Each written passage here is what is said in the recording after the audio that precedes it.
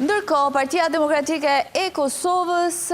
edhe pse nuk e ka pjesë të listës dhe strukturës Fatmir Limaj, duket se e ka bërë pjesë të rëndësishme të fushatës elektorale në ditët e fundit, ndërkohë që Ushtria Qeverimtare e Kosovës është kthyer në retorikën politike me, po them, PDK-n, me qenë se do flasim për PDK-n, por dhe subjekte të tjera që mbrojnë trashëgiminë e saj, dhe me vetëvendosjen që mundohet të heqë ato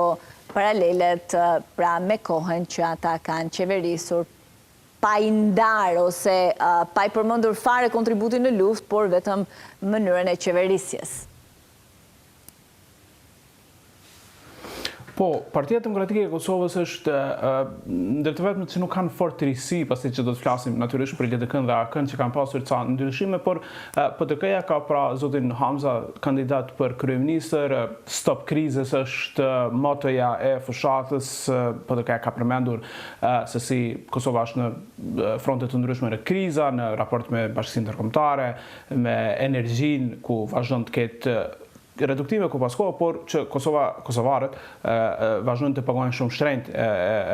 energjinë dhe PDK-ja sikurse dhe LDK-ja kanë akuzuar qeverinë Kurti për ekzistimin e një mafie energjetike dhe tregtim të energjisë me Serbinë. Natyrisht zoti Hamza është në krye të fushatës i ndihmuar nga zonja Shtaku dhe të tjerët dhe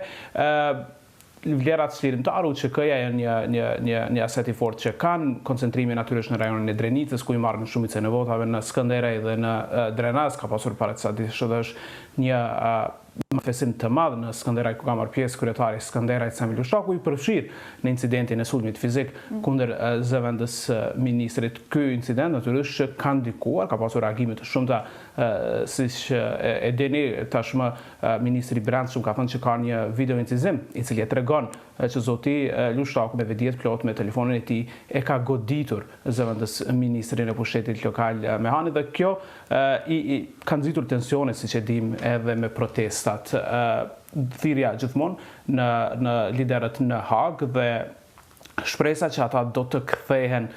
me njëherë pas zgjedhjeve. E dim që 22 korriku është afati fundit për një vendim nga gjykata e Hagës, por dinamikat e Esmeralda mund të ndryshojnë shumë nëse ata kthehen të pafajshëm të dy, edhe pse zoti Thaçi mund të qëndrojë më gjatë edhe nëse shvallet i pafajshëm për akuzat për krime të luftës, për shkak që ka një proces tjetër për administrimin e drejtësisë, por PDK-ja në programin e vet nuk është që pra në fakt asnjëra Esmeralda nuk është që ofrojnë programe, pra gjithë fjalimet janë akuza dhe kundër akuza, të trija këto kanë problem me vetëvendosja ka metodë, dhe PSD-ja pasaj si opsion i fundit që ka probleme shumë me opozitën se sa metodë, por nuk pritet që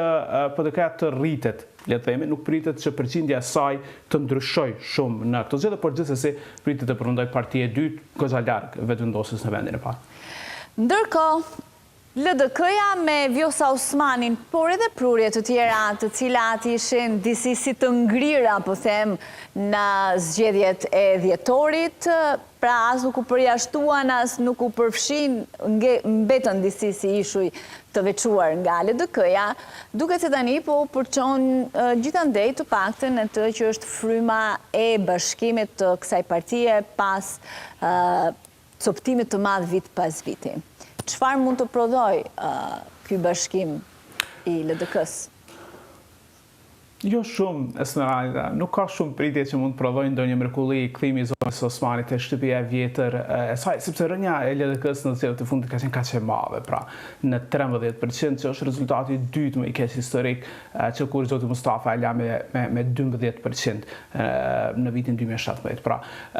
zona Osmani natyrisht do të kthej disa votues të saj, të cilët e kanë votuar vetëvendosjen ekskluzivisht për shkak të përkrahjes për të, dhe kjo mund të shihet edhe në atë çfarë shkruajnë, çfarë postojnë njerëzit edhe çfarë thonë, pra ajo ka përkrahas të shumë, sepse kujton që në vitin 2021 kishte marrë 300.000 vota, edhe pse këtë e bënte në listën e vetëvendosjes ku mungonte zoti Kurti, sepse nuk mund të garante atëherë në listë. Dhe ideja e kthimit është që gjithashtu ka irrituar një pjesë të madhe të njerëzve që kanë qëndruar për shumë gjatë në LDK, nuk janë larguar asnjëherë, nuk ja kanë kthyer shtëpinë, kanë kontribuar duke përfshirë dy figura të njohura, Hikmet Bajramin dhe Abdullah Hotin ish kryeministrin. Nëse shohim fjalimin hyrës këtu në Prishtinë, më shumë kishte entuziazëm kur u therrën emrat e zonjës Bajrami dhe zotit Hoti, se sa emri i vetë ish presidentës Osmani. Esmeralda, zonja Osmani ka dhënë një 7 intervista për 2 javë, më shumë se sa komplet në base mandati saj 5 vjeçar për media lokale, sepse fliste si zakonisht më shumë për media ndërkombëtare dhe është e qartë natyrisht që do të flasë sepse është fushatë zgjedhore dhe pak a shumë ka thënë të njëjtat gjëra tek një pjesë e madhe njerëzve ka shkaktuar edhe ritim në kuptimin që një prej gjërave kryesore që vazhdon do thotë është ajo po sulmohet online dhe këtë thotë që po e bën vetëvendosja dhe me urdhër të vet kryeministrit Kurti. Tani për shumë këtë, duke më frishëruar mua, kjo është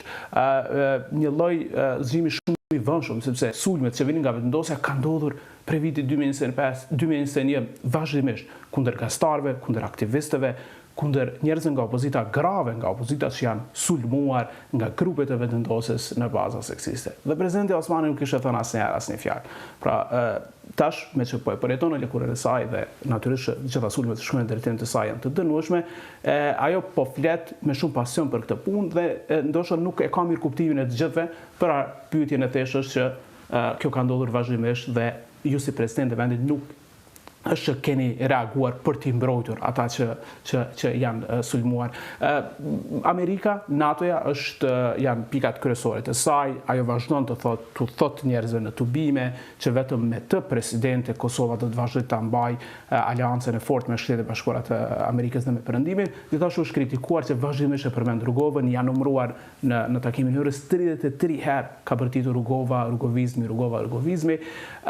Rugova natyrisht ka vdekur para 20 viteve, është një frym që mbetet gjallë në lidhjen demokratike të Kosovës, por është dëshmuar në disa cilësitë zgjedhore Esmeralda që jo domosdoshmërisht sjell vota. Pra njerëzit janë të interesuar të shohin se çfarë ndodhi në vitin 2026, kush ka një program më të mirë për mirëqenien e tyre, kështu që rritja e LDK-s pritet të ndodhë pa asnjë diskutim, por që do të jetë e papërfillshme në kuptimin që sipas asaj çfarë kuptojmë me sondazhet e brendshme se me partitë politike mund të shkojë deri në 18%, 20 maksimumi, pra që do të ishte një rritje prej herës kaluar, por prapë do të ishte një percentazh shumë e vogël për këtë parti që është më e madhja, që ishte më e madhja për një kohë të gjatë dhe para në jetën pluraliste të Kosovës.